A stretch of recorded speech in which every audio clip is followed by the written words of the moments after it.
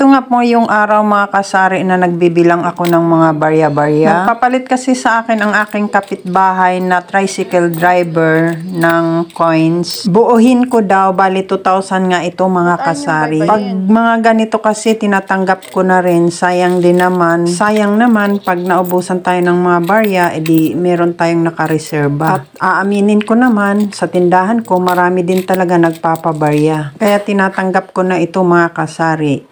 At samahan nyo na lang kami magbilang mga kasari. Thank you for watching.